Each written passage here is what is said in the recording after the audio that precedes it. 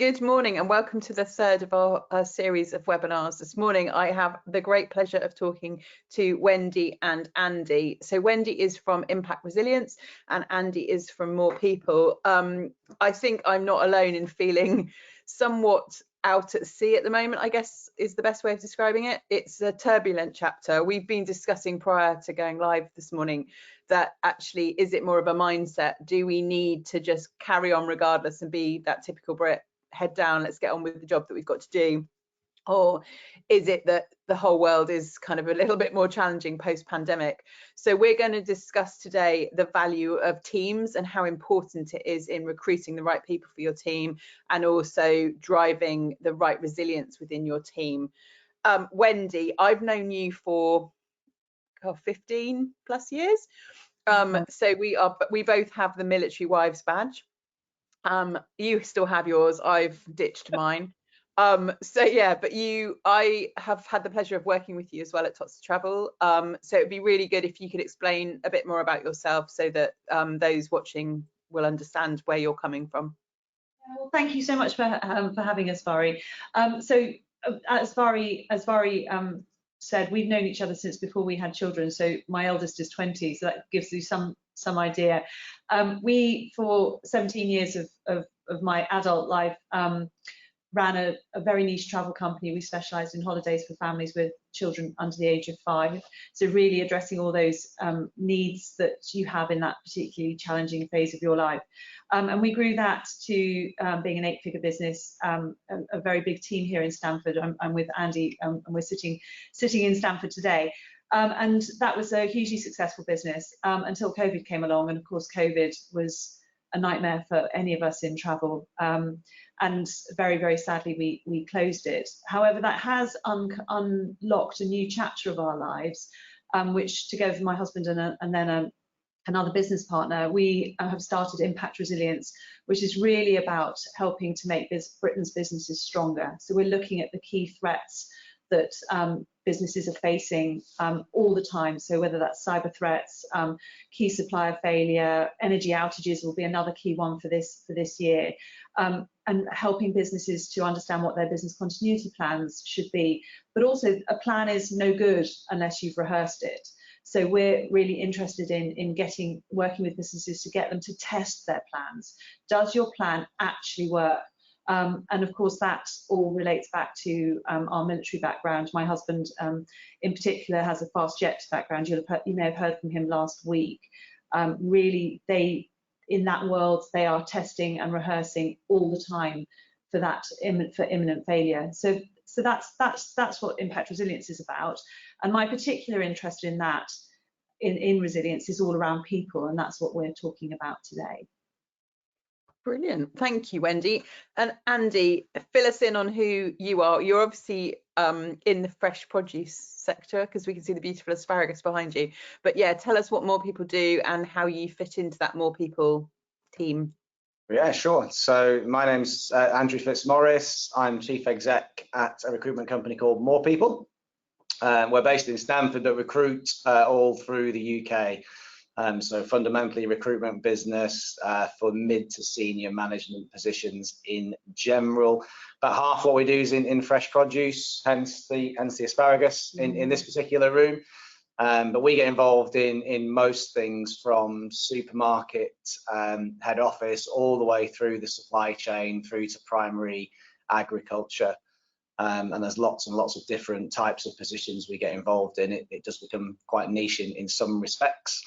But it's one of the biggest sectors out there that touches all of us because everybody is eating every single day. So it's nice to be involved in something so fundamental and so tangible. We're here in Stamford. We've been here for 20 plus years in a new lovely office for the last 6 months, which is great. And I've got a growing team that cover all these different things. So there's now 26 of us, I think, something like that. But aspirations to be bigger and to be growing as well. I've been here for 12. Yeah, that's right. 12 years. So chief exec. So I'm running the day-to-day of the business really. Great. And have you always worked in the food sector in recruitment, or have you been fleeting across other sectors? So I did a chemistry degree, and with that, very naturally went into the world of recruitment because that seemed like the obvious thing to do, the obvious application for a chemistry degree. Promptly forgot all of that as soon as I started, but I actually started out in recruitment in the city. So I did 6 or 7 years in London, still recruitment, but very different types of candidates. And then the last 12 at MorePeople in food. And in terms of recruitment at the moment, I was commenting earlier that I'm probably commenting on average on 2 posts a day with people changing roles at the moment. What do you think is causing that, and why do you think there's so much change at the moment? I mean, anecdotally, and most of what I'll talk about will be anecdotal, with some evidence backing it up, but it feels to me like we've had the period of COVID and Brexit to a degree, and all of those things have stress tested a lot of businesses, I think, and proven for the most part that they're pretty resilient and that people still need to eat, whereas other sectors have not fared so well because they're not so as fundamental. There was a very small downturn, a very quick downturn when COVID came around, and people were dealing with furlough and remote working and safe practices for everybody to be safe, as well as the rush on actually getting product out the door. So there was a very short period of time where recruitment perhaps was subordinated to all those other things. But then very quickly people recognized that the businesses were still good, and the people that they needed and the growth plans they had were still there. And I think we're kind of playing catch up a little bit from that chapter, albeit it's nearly, what is it, 2 years ago, more than 2 years ago. So we're playing a little bit of catch up, I think, on that. And perhaps some of the people who, through that uncertainty, kept their heads down and didn't move, for better the devil you know type sentiments and the uncertainty driving a bit of stasis, have now got to the point where they're thinking, right, I need to now get back on track with exploring the market. So I think anecdotally that's probably the reason why we're seeing a bit of an uptick in spite of other economic challenges that are out there. But we've always fundamentally. Do you think that we're seeing the tip of the iceberg? So they're saying that January will be a really big time of year for people to change, which historically it would be anyway. A lot of people think new year, new me, that involves going to the gym, that may involve career changes and career choices. Do you think that we'll see a massive shift in the new year with people wanting to change? And I guess in balance to that, how does an employer keep their staff? How do you build that resilience and that stickiness within your team and your organization to keep people? Yeah, well, people are such a massive important part of all businesses, and the cost of hiring the wrong person is greater than leaving the job unfilled in lots of ways. So nobody wants to be left with the vacancy if they've got good people. So ensuring you don't have that loss of talent is really important. Yeah, January is always really busy for the sentiments you've just said, and so I could echo that. The markets we're in are always very candidate short anyway, so there is a demand for candidates at all times, not just now. It's not just the circumstances of the market today. So I expect to see more of the same in January. And because some of the skills are very niche and the market's very finite, it is a little bit sometimes like moving chess pieces around the board. There's a finite number of pieces and a finite number of squares and spaces. So when one person moves to another business, the square is left vacant somewhere else. And what impact does that have on, so I'm thinking about buyers. So we historically deal with quite a few buyers, and they tend to change on a kind of 18-month cycle from my experience. When you, as a retailer, when you lose a buyer and you have got a finite number of chess pieces and you can't find that next buyer that easily, what impact does that have on the business and therefore the supply chain, and then the extended roles of the people around them that have to pick up that responsibility? Yeah, well, I think if you consider that lifespan's typically quite short, but maybe for a buyer it's probably also true. But you've got an onboarding part of that curve, and then a leaving part of that curve, and then a sweet spot in the middle where someone's productive and they've gone through that storming, learning the new team to get a very small performing piece in the middle before they perhaps mentally check out. Quiet quitting. Yeah.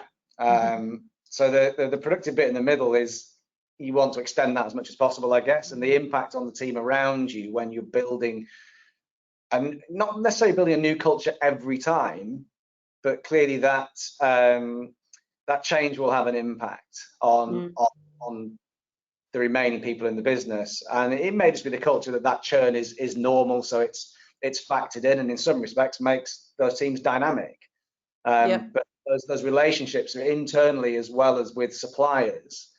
You know, if you're dealing with a retailer in this example, and you forge a relationship with a buyer, and then that changes, particularly if it changes to a non-product specific person, has a whole new set of challenges for the supplier to then articulate to that retailer about the nuances of their product.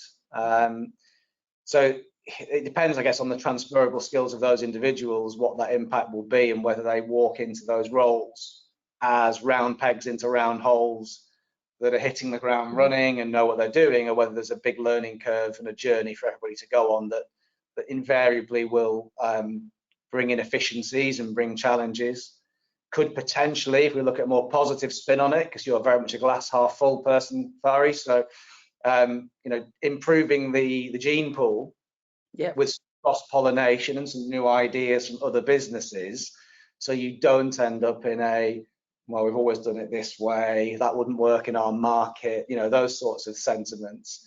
So there's myriad factors as to what the impact of these things can be, for sure. And in terms of your experience, what would be your top 5 tips on getting the right candidate for the job from a, you know, for anyone looking to recruit? Because we've all heard horror stories of recruiting the wrong person, and as you've alluded to already, it's an incredibly expensive process if you get the wrong person. And then I think it would be really good, Wendy, to have some tips from you as to how you keep the right people and how you build the right mindset. Yeah, so in terms of attracting the right people, and there's some helpful tips, I think, as a handout from this. There is. This plug that. I think putting recruitment of people somewhere near the top of your priority list is really important, to recognise that. And a lot of the people, to be fair, that are doing the recruitment, it's not their day job. You know, they might be in a commercial role or a technical role, and that's their day job, that's their passion, that's their vocation, but recruiting for those people, perhaps not so much. So I think it needs to be prioritised and recognised how important it is to bring those people in. And therefore, in doing that, putting yourself in the shoes of those candidates and recognising that it's a war for talent. You know, I keep using the phrase arms race in other forums, and it does feel a lot like that, where every candidate right now who's debating moving is going to have multiple choices of where they go. And that will include their existing employer as well, to segue into what Wendy will tell you in a minute. But you're up against counter offers at the very least, because nobody wants that vacancy. But most candidates who put their head above the parapet to explore the market will have 3 or 4 options. So you need to be the best one, because a close second is last, isn't it, really, when there's one candidate. So when you look at your recruitment process, and you think about how you're approaching it as a two-way process, you know, you're interviewing the candidate, but the candidate's interviewing you. You know, have you thought about that in the recruitment process? Are you taking those candidates on a journey? You know, are you giving them a narrative about what makes your business unique, or where their career might go, and really rolling out the red carpet so that when they come to your business, they leave with a fantastic impression, they want to work there. I think the world's evolved, to be fair, quite a lot in that, compared to a number of years ago, where there was a lot of ivory tower culture and a lot of making candidates jump through hoops and just answer questions in a clinical fashion for an hour and then being told thanks very much, we'll let you know. I think the world's woken up a little bit to that. but I still think there's so much more to do. I'm not sure there's very many companies that absolutely nail that process to articulate some of the benefits and the cultures and their propositions as to why somebody might want to join. It's not just going to be, I think, for the different demographics of people that you might interview, it's not going to be just the biggest financial offer wins the candidate. No. It might not even be the biggest benefits package wins the candidate.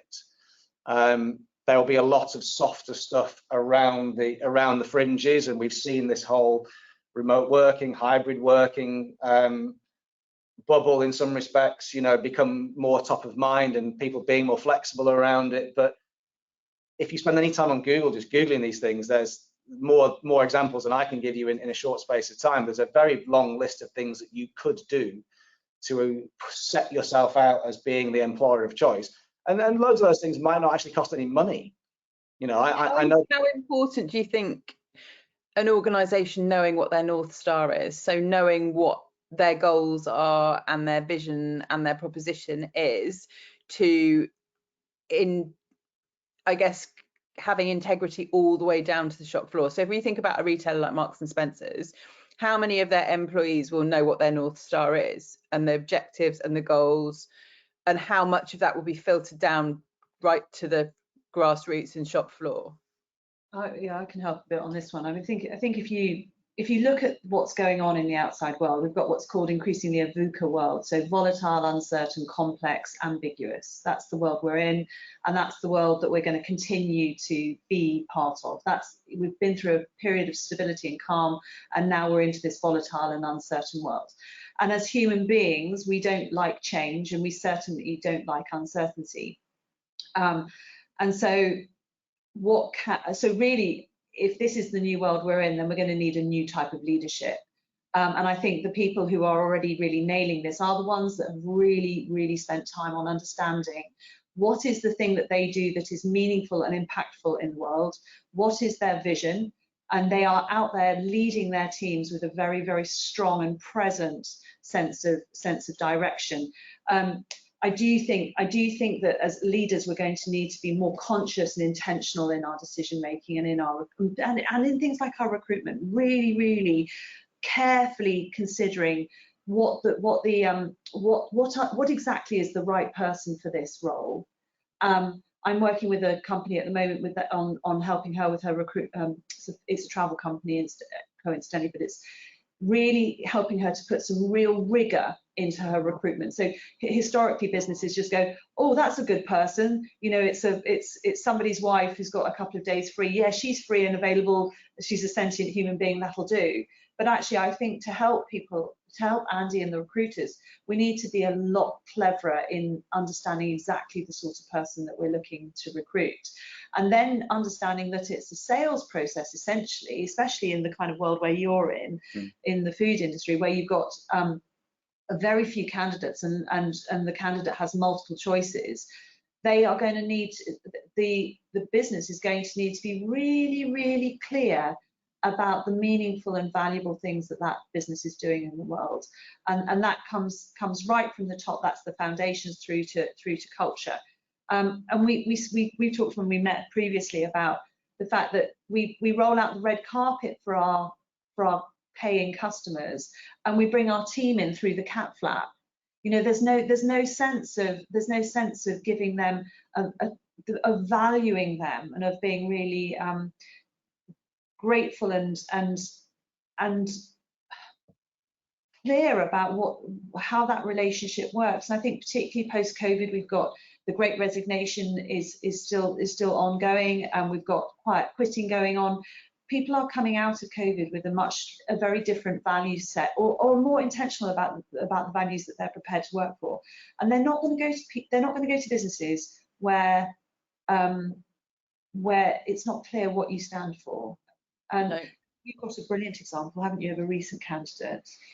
Yeah, so we did the recent offer that was happening while we were talking last. It didn't come down to money. She actually took the offer that was less per annum, and was doing it exactly as you were saying there, Vari, around a more values driven decision. And that was quite a lot of money difference. Yeah, it made a big difference. Yeah, which is surprising, but you know, again, it's very easy, I think, in this competitive market to obsess around the price point being driven up and the expectations and the shortage driving spend, which it will, but that's not the be all and end all. And there's a lot of businesses, you know the ones that are good, and the ones that are good probably are in the minority in some respects. The ones that really do have good North Stars, good values, you know, good purpose, good why, good vision that can be articulated right through the business. There's loads of businesses that have got values on a wall that came out of a think tank or seemed almost like well, if we don't have them, then we're conspicuous by our absence in having these, so must need those, or must need mission statement. Don't get me wrong, you know, it's really hard to do as well. We've spent a lot of time trying to do those things over the years here at MorePeople, and trying to distill it into something that is accurate and not superficial and really meaningful and really sums up culture. It's really hard to do, you know, as with most things that look simple, they're never simple. There's loads of really difficult things that have gone into making it look that way, but that doesn't mean that you should give up on the attempt at getting those things. I think it's not just doing it in the first place, doing all those things in the first place. It's then living it and leading it. You know, like you said, there's plenty of people who've got the values on the wall, but I worked with another business recently, and I said, right, so what are the values of this business? And at some point in their 20-year journey, they had decided they needed values. So they did a values session, and they came out with, you know, values of, I don't know, responsibility and all the rest of it. And so I did another session with them, and I said, okay, so let's think about this in a bit more depth. And they threw out some other words, and out came words like gutsy and innovative. And I was like, okay, so what's the difference between these two sets of values? And the old values were like, well, they just don't really feel like us. They feel like businessy values, you know, something that we had to do. But these values of being really gutsy and intentional and authentic, that feels like us. And I was like, yeah, that's the importance of getting these values right. They need to really feel like you are, like you. And that's how you begin to differentiate, by bringing out those really, oh, bless you, bring out those values, bring out those values that really do feel like they're right for you. I mean, just to put some data on this, the Glassdoor trending data from 2014 puts in order the 5 top things that candidates are looking for. And in 2014, it was the top thing was money and package, and lower down at 4 and 5 was leadership and culture. Now in 2019, and I haven't seen the data more recently, but 2019, even then, so before COVID, the top thing was culture and the second thing was leadership. So I think that's telling us loud and clear where our candidates are really interested, and your anecdotal story backs that up. And then in terms of, you know, if you really mess up that recruitment process and you don't onboard people properly, and you onboard them into an environment that is, you know, is neutral or possibly worse than that, and they decide to leave, well, that's cost you 3 times their salary. So just for round figures, if you're paying someone 100 grand, it'll cost you 3 times that if they then decide to leave within no time at all. And so investing in your culture, investing in your really robust and intentional recruitment strategies, partnering with people who really understand you and understand your culture, is so important. And that's money well spent, because recruiting the wrong person, losing them, is a very, very expensive way to go. Completely and utterly. And we're hearing more and more from all sectors of the food industry that recruitment is an issue, especially in hospitality. And I think the challenge for particularly the hospitality sector, and actually retail, is that consumers want to be cared about. So you want to go into a restaurant and you want to feel like you're important, not like you're the queen and you need to have the red carpet rolled out, but you want to feel like your money is important, and therefore you're sitting down at that table for your meal with your family of 5. That money matters, and that the service is there to deliver that. And equally, when you go into a shop, you want just some sort of engagement and some kind of thanks for coming. And I think I've noticed more and more, and my children interestingly have commented on it, that actually that is harder to have. and it's harder to have that kind of engagement. And you can walk into shops and people are looking really disillusioned and they don't give 2 iotas whether you're in there spending your 50 quid or whatever. But I think that is where the culture comes all the way down, and therefore recruitment at any level, you can't always just have anybody. You need to have the right person for the right job, because especially in a sales role, you need that patty, you need that banter to be able to go, oh, have you seen the promotion? Not, do you want the £1 bar of chocolate this week? It's, you know, every incremental sale at the moment is absolutely fundamental in keeping the machines rolling. I think that's really right, Vari, and I think we need to see our team as consumers of our business. So we see our consumers, our paying consumers, as consumers, and that's why we roll out the carpet. But actually, your team are also consume your business, as do your suppliers. And so actually, more and more, we want to know the why of why a business does what it does. And so spending time to articulate your impact. What is it that you do that's really, really valuable in the world? I'm working with they happen to produce potatoes, but they do a range of other things as well. And we have spent a lot of time really articulating what the impact is that they do. What is the big thing that they do in their world? And it's when you look and you understand the DNA of a company, that's where there is gold in there, and that's where differentiation lies. That's where you know, these conversations with prospective candidates become really valuable. You start by saying, look, I need to start by telling you that the big important thing that we do is this X, Y, and Z. And when you do that, your competitors don't stand a chance, because you've sold your candidate on something that's in their heart of hearts really meaningful, and that is a human need. I mean, that goes back to Maslow's hierarchy of needs. They need to feel that they're doing something meaningful, and that is a huge step change that I think most businesses should be focusing on. And in terms of we're all remote working, so we've shut our office, so I'm doing this webinar from my kitchen, and that is now perfectly normal. And there is no shame in being in your spare room, and there's no shame in being in your kitchen. But how do you think, as an employer, and therefore from a recruiting perspective, how do you balance that hybrid remote working? Because I had a very interesting conversation this week that there is more of a psychological and emotional barrier if you are constantly working from home. So there is an association of stress that can be triggered by always working from home. So you, as much as you think you're cool with it and it's great because you can hang out the washing and you can walk the dog at lunchtime and all of those things, there is an association that you can't park the pile of washing or you can't park the ironing. And do we need to kind of be more proactive as employers and say, okay, you can work remotely, and we, you know, completely advocate flexible working. We trust you to get your work done, but we would really like to see your smiley face twice a week in the office. I think this is really, really an interesting question, and we're going to have to get our heads around how we do this, because this isn't going away. You probably got a take on this in a sec as to what people are actually asking for. My perspective, I think we have to understand that all the consumers of your business have come from a different personality profile. And there are some personality profiles for whom the last 3 years have just been heavenly. You know, people who like to be by themselves a lot more.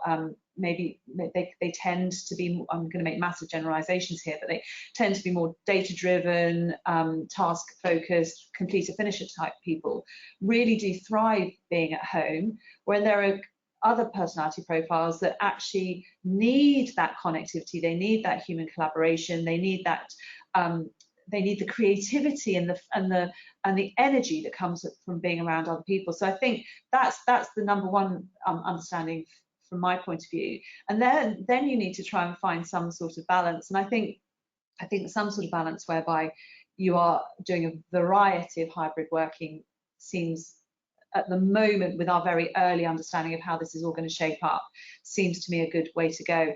I think tech needs to improve a lot so that it doesn't feel like such a distant and strained experience. There is something that you get from being face to face I mean, I would say this because I like being face to face, but there's something about being face to face that trumps all else. You know, the creativity that comes, the relationship, the depth of relationships that can be built.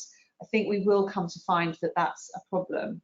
I think the other point from this, which I think really relates to you, Andy, is that we do not know how our team are if they're hiding in their spare bedroom behind their Zoom link. We do not fundamentally, we can't feel it, we can't really see it, and we don't really know where they're at. And so the chances of them just one day handing in their notice when you've actually had no sense that that was coming. Have you got any sense that that's a thing? Yeah, I mean, I think we don't fully understand some of the unintended consequences of remote working yet.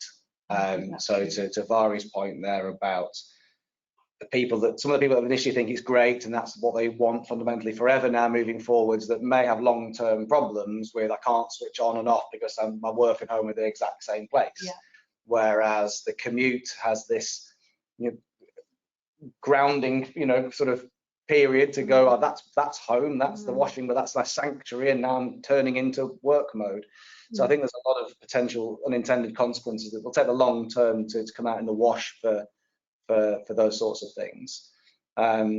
Definitely, I think the kind of welfare and the communication piece is huge of what you're missing out on, because there's no substitute for real life versus death by Teams and death by Zoom. Those serendipitous water cooler moments that you don't get when you're at home. And I'm a big fan of being in the office. We've got remote working practices in place, and most of the people are in the office most of the time because they recognize, I think, that the tech's better, the sounding board across the desk is better for second opinions.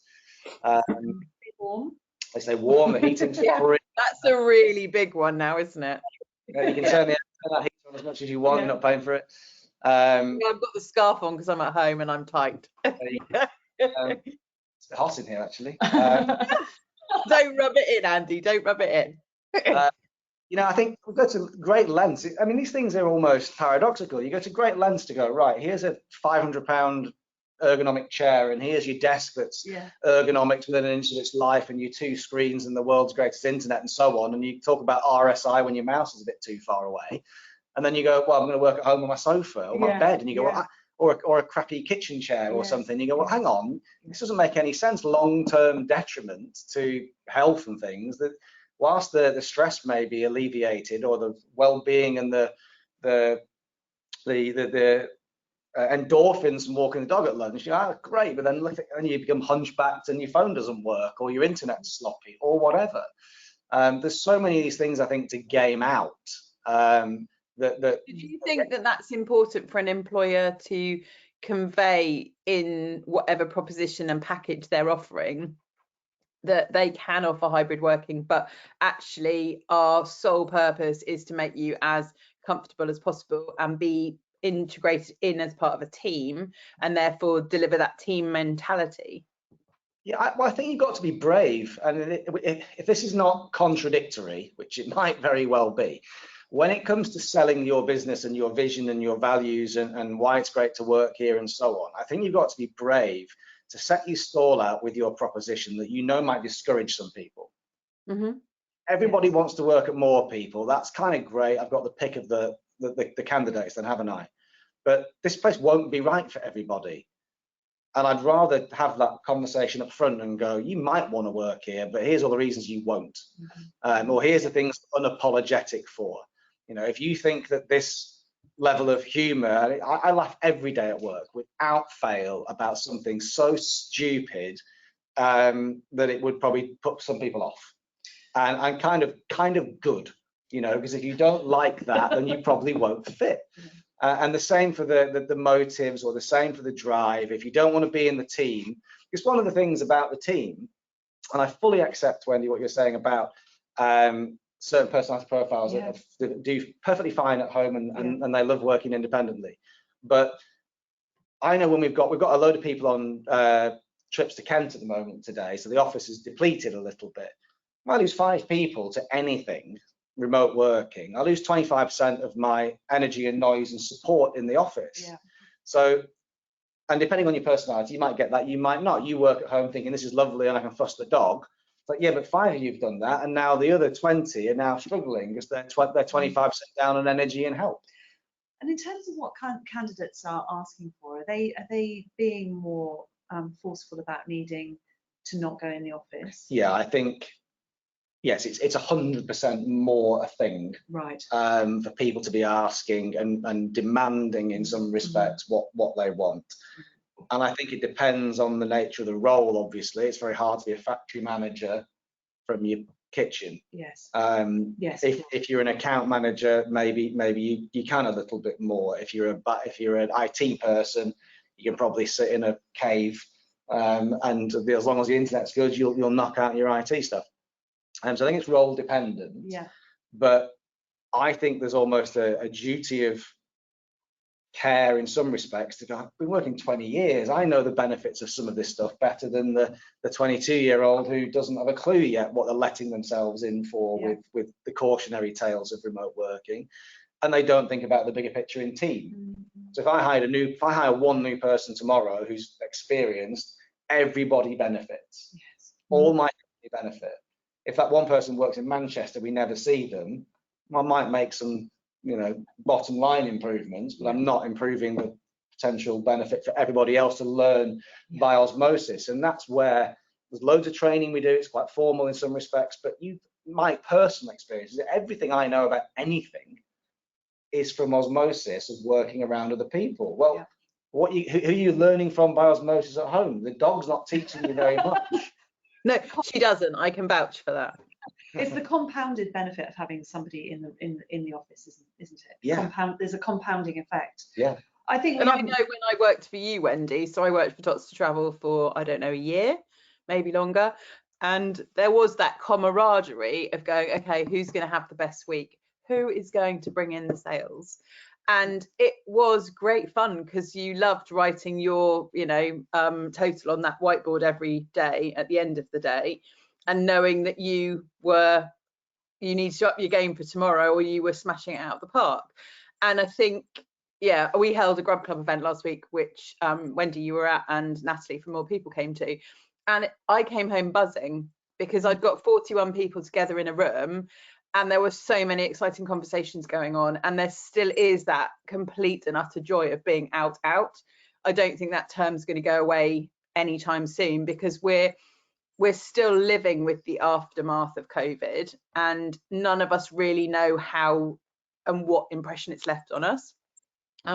We were talking this week with some clients about the long COVID fatigue, but not from having COVID, but being part of the COVID chapter and not really understanding maybe why we're so tired. The thought of having a real Christmas this year still has a novelty factor, but then there are so many outside factors that are affecting people's Christmas decisions and turkeys and all. Yeah, we won't get into all of it, but there's still a novelty, and there's still a real delight in meeting people and going to events.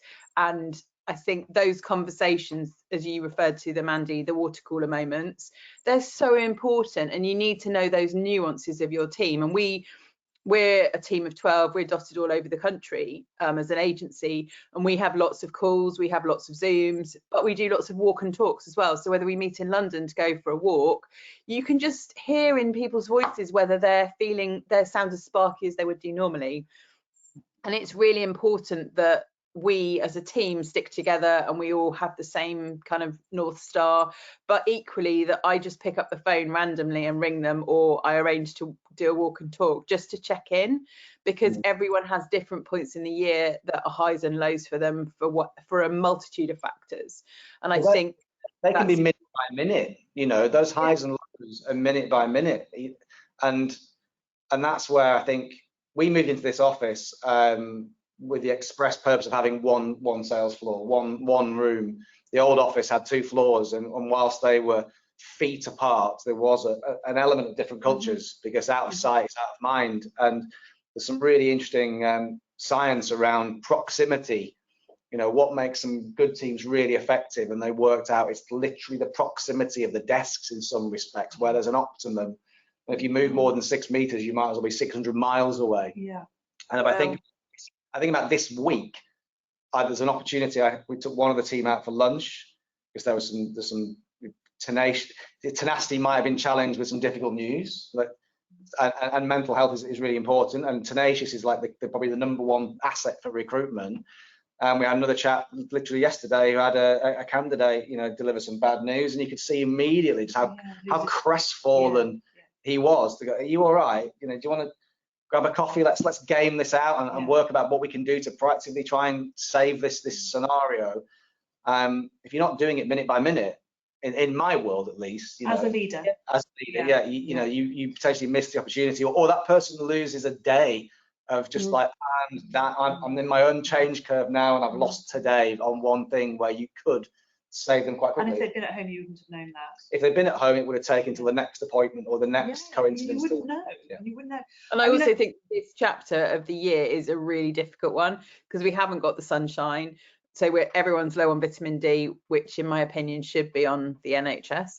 And therefore, as you go into Q1 of next year, when we will be hit by the Christmas bills, we will be hit by the heating and all of those, you know, factors. We had a meeting with a client this week who said he'd just been given a yellow warning about power and the fact that he would be charged more for a 2-hour window tomorrow. And he said, I can't stop production. The ramifications on my team and my supply chain is that 2-hour heating energy window will cost me another $3,000. Oh, wow. And so we're all being hit by so many multiple factors, plus our own emotions, that it's really difficult as an employer and a leader to carve your way through that and hold yourself together and make sure your team are in the most robust place to deal with everything that the roles throw at them. Yeah, so if we get back to what we've sort of been talking about all morning, we're really talking about how do we build a more resilient team. Mm-hmm. That resilience needs to come from having a leader who is looking after themselves.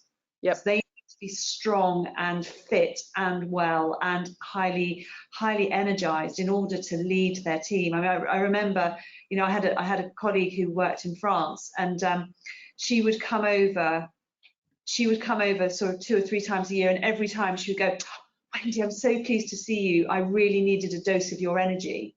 You know, I often felt that somebody was sort of plugging into me and like sucking out the energy, and then they were able to go off and do their job. And that's really what you're saying, is they need you, don't they? They need you to be highly energized in order to then be able to energize the team, especially in your environment. But I think that's true of anywhere. And so it's so important for us as leaders of people to look after ourselves, make sure we're eating, drinking, sleeping, drinking water, not alcohol, eating, drinking, sleeping. You are allowed a little bit of that though. Have a little bit, but you know, you do need to be doing all the things that keep you strong and energetic, and then be really conscious about your role and intentional as your role, and then there's all the strategies that come out of that. And I think that, you know, in terms of resilience, we're going to talk next week with Nikki Owen, who is just the most stupendous person on mental well-being. In fact, your entire team should stop and listen to what she's got to say next week. Unbelievable story, and an unbelievable woman. We need to be looking after ourselves so that we can guard the resilience and safety of our teams and our businesses, and be leading with that degree of strength. Wendy, how important do you think it is that a leader and an organisation conveys those health messages? Because I'm really conscious that you don't want to preach, and we're not running a nanny state, and therefore you don't want to run a nanny kind of ethos within your organisation. But how do you install those values and the guiding light to help your staff understand those resilience mechanics? It's really good, because not everybody's going to get on your bandwagon. So in my world, the ways I did that was to model it in myself. So my team could see that I was energetic, I was looking after myself, they knew I worked out, they knew they knew what I was doing to look after myself. And then maybe once a year we might have a team meeting and share some ideas. At Christmas we would have a treat a day in the last 5 days of the season, and some of that would be around health and well-being. We had a monthly lunch, which was a healthy lunch. It was designed for us to be a team and to get together, and we would get a local one of our local cafes here in town to do a big vegetable curry. So it was not rammed down your throat. I'm not going to stop people, having 3 cans of Coca-Cola. They're all adults at the end of the day, but I was definitely deliberately modelling what it looked like to be a healthy, fit, energetic person, and I was probably hiring consciously fit, healthy people. Andy, how do you do that? I know I've been to your offices. You've got ping pong, you've got it all going on, and you play indoor golf, and there's lots of camaraderie. But how do you kind of channel that health is your wealth mentality? Really passive aggressively. Being so honest. Yeah, to echo Wendy's points, I think if you've got to start with yourself to begin with and be the exemplar for them to follow. We're really lucky the gym is on the other side of the wall. So again, back to that recruiting arms race, that war for talent. Mm-hmm. We've added gym membership as a company perk to our benefits. How many people take that, do you think? 80%. Really? So yeah. That's amazing. I mean, they have locality nailed here, yeah. Don't you? I mean, it's adjacent. It's such a brilliant benefit for them as employees, because it costs them so little as a perk, as a benefit in kind perk. It costs us more money, but I think it's worth it, because I'm a big advocate of going to the gym at lunchtime when I can fit it in. I will go when this is wrapped up, I think, and grab a snack when I get back to prove my point. It's literally there, it's probably 40 steps from my desk to the gym reception. So do you think that reduces your sickness within the organisation? Personally, 100%. But even more short term than that, I think it reduces afternoon post carbohydrate lull. Yeah. I don't get it. For me, I think I've worked out, and this is where maybe there's a responsibility with. It pains me to sound like an experienced guy with 20 years experience. I like to think I'm about 25, but I'm obviously not. We're all in that boat. It's fine. We're only 12, really. Kind of. I don't. It's not that I know best, but I've worked out what works, right? I've worked out over the years that if I go and do that rather than stare at my screen watching more crap, or a walk would do the same, quite frankly, just to change the perspective of your vision. But going to the gym for me for half an hour, 40 minutes, and rushing back to get back to work, elevated the heart rate. I'm doing the gym on kind of someone else's time, because fitting it in around family would be a nightmare. But doing it in otherwise dead time, where I'd be eating and talking nonsense or going for a walk, to me makes perfect sense. But my productivity in the afternoon's up. I think my health is improved. The sickness days are improved. So as an employer, it costs whatever it costs, hundreds of pounds per month to have that as a benefit. But I think it's achieving a very small, but this is marginal gains. All these things are marginal gains. No one's coming to work here because it's rubbish, but you get free gym, right? Everything else has got to stand on its own. But it's having it is better than not having it. It's a slightly better point of difference. But I would hope that from a recruitment tool, it's good. From a retention tool, it's good. From an improving that health, mental well-being, reducing sick days, it's good. I'm a big believer when it comes to recruitment's a tough job. Controlling people who all can and do change their minds all the time and are motivated by very personal things. You're not selling one widget that doesn't change its mind about being sold or moved around, and the clients are the same. So if you want to try and control your recruitment desk, which is very, very difficult given all these different factors, if you can take control over your own health and your own well-being and your own body shape and so on and so forth, then you've got half a chance of trying to control that. You can't control one, you're going to struggle to control something that's even more nebulous potentially. So there's a whole a whole psychology around those sorts of healthy, well-being, physical things that I think again become a marginal help towards the greater plan. They become a value in your business, don't they? And it might not be one of your top 3 spoken values, but it's definitely you're definitely putting a value on it. I think part of this understanding of this VUCA world that we're in, and watching the state that the government's in at the moment, is we've got to understand that nobody is going to come and rescue us. The government is in no state now to rescue us from anything. So there are these 2 types of economy. There's our internal economy, and then there's an external economy, which is the economy that's going to rats out there. So the only thing that we can do is control the controllables, control the internal economy, and therefore what are the tools or the strategies that we have at our disposal to make sure that we're building resilience within ourselves and within our teams. And those actually become quite simple when you understand what humans need, and you go back to the hierarchy of human needs. Well, we need certainty, we need to be doing something meaningful, etc., etc. And therefore building your people strategies in a really conscious and intentional way, how you're recruiting, then how you're onboarding. The onboarding is so critical. It can go horribly wrong in week 1 of a candidate starting in a job, can't it?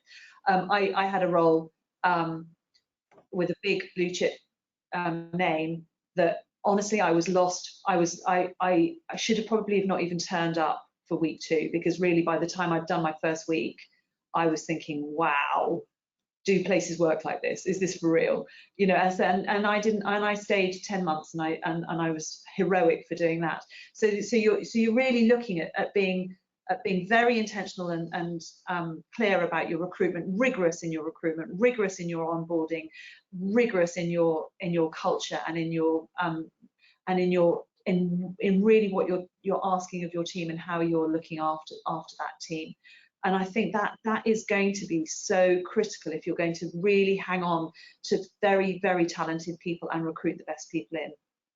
And do you think it's important to kind of convey how valued someone is in your team? So I'm not suggesting that we go to a yoga retreat and we do happy clappy and everyone learns how to build a raft, that kind of lifestyle experience, but how important is it to tell your staff they're doing a good job? Because sometimes I've worked for organizations where I wouldn't know whether they thought I was doing a good job or not, and I think it's really important to convey that message. I just wonder whether you both agree. 100%. That same place that did a rubbish job of recruiting and then onboarding me also never said thank you for anything. I was busy saying thank you to the people who were doing work for me, but nobody ever said thank you to me. And I think that's again, it's a really, really easy one. It doesn't cost you any money.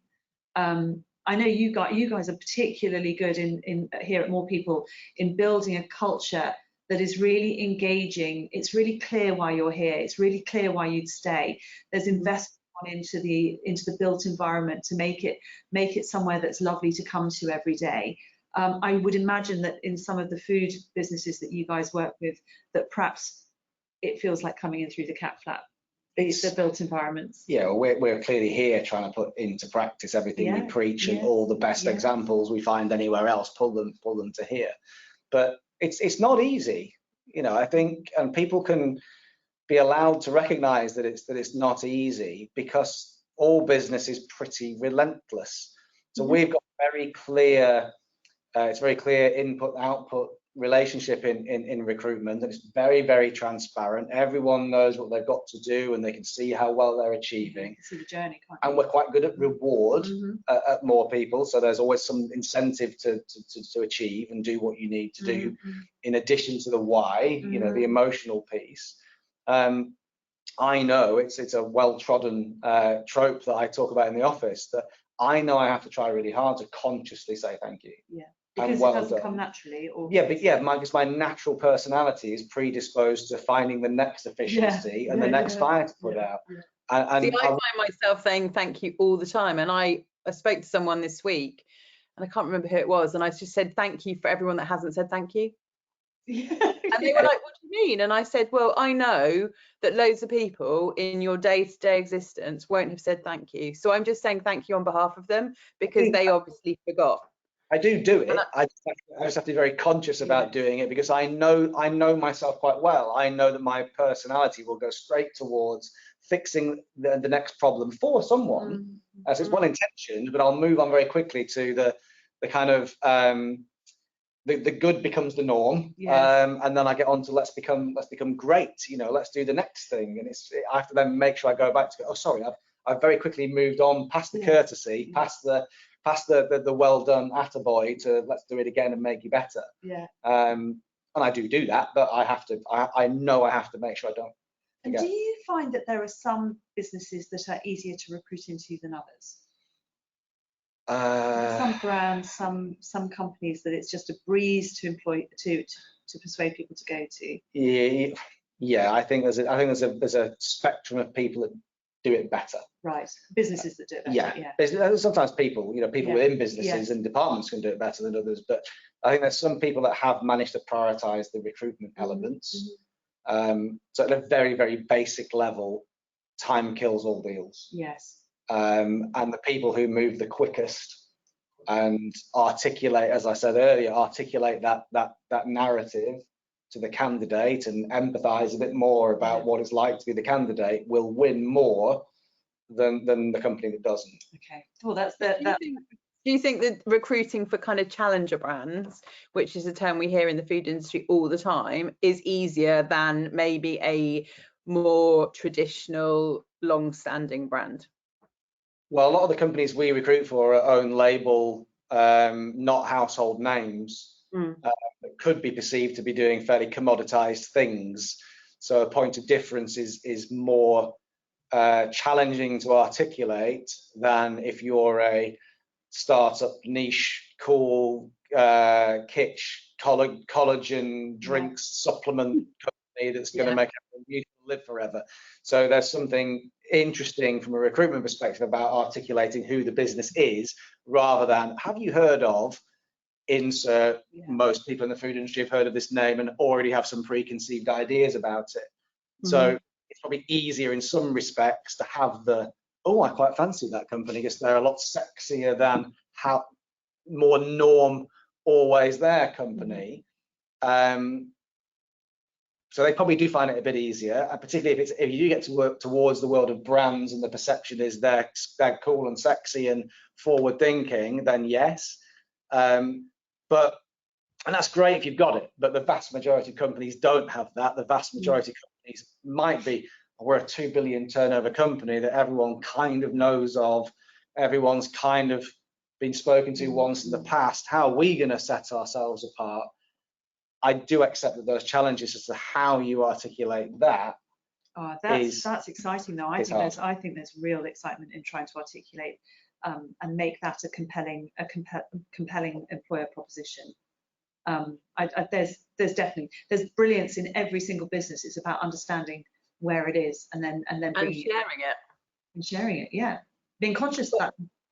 Yeah, well, I think that we're going to have to wrap it up. I think the three of us could talk for a considerable amount of time, but I just want to say thanks so much to everyone who's watched and who will watch on playback later, just like iPlayer. We are really looking forward to our last webinar, which is next week. Wendy, do you want to tell us more about our guest, because you and I will be chatting to her next week? Yeah, so Nikki Owen, she is absolutely fascinating. At 18, she was imprisoned for attempting to burn her parents' house down and for attempted manslaughter. She was they called her psychotic. She'll tell us in a lot more detail, but she said that they were saying that she was unfixable and that she was psychotic and should be locked up in Broadmoor prison forevermore. Her father truly believed that that wasn't the case, and they had her conviction turned over and put down to a hormone issue. Cutting a long story short, she spent the rest of her time since she was 18 really understanding how do how do you maximize human well-being? How do you achieve transformation? And her stories are amazing. And she, for me, I've done a lot of work with her personally, so I am a very, very strong personal advocate of her. But I think she is a must-watch for every single human being in this VUCA world that we're facing. Wow, well, we've got some line up for next week, which is great. Andy and Wendy, thank you so much for your time. It's been an absolute delight to chat to you. We are going to have some tips guides that we will share with you. They will be on the Food Marketing Experts website. Thank you both so much, and I will catch up with you all soon. Take care. Thank you. Bye.